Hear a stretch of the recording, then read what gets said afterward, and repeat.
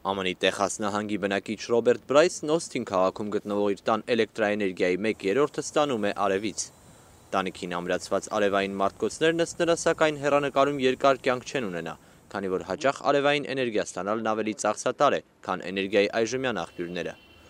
Իր էներգիայի սովը գրքում Բրայսը ներկայացնում է էներգիայի այլընտրանքային աղբյուրների վերաբերյալ առկա վիճակագրությունն ու ոլորտում իրականացված գիտական հետազոտություններ։ Հեղինակը եզրակացնում է, որ այս պահին քննարկվող քամու և արևային էներգիայի վերաբերյալ առաջարկությունները ֆինանսական տեսանկյունից առավել ծախսատարն են։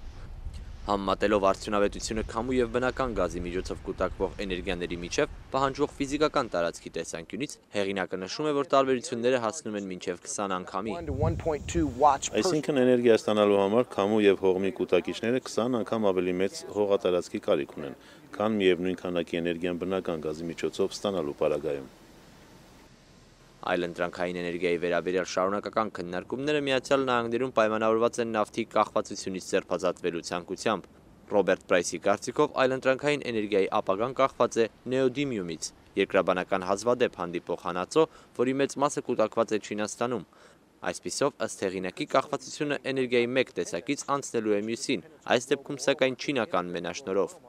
Էներգիայի այլընտրանքային աղբյուրների իր հետազոտությունների ընթացքում Բրայսը շրջում է Միացյալ Նահանգներով և փորձում քննարկումներն իր խոսքերով առավել իրատեսական ճանապարհով ուղղորդել։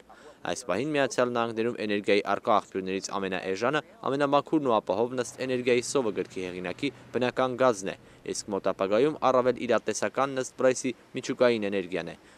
Այս տրամաբանությունը հիմնականում խարսխված է տնտեսության գնողունակության վրա։ Արսեն Խառատյան, Ամերիկայի ձայն, Վաշինգտոն։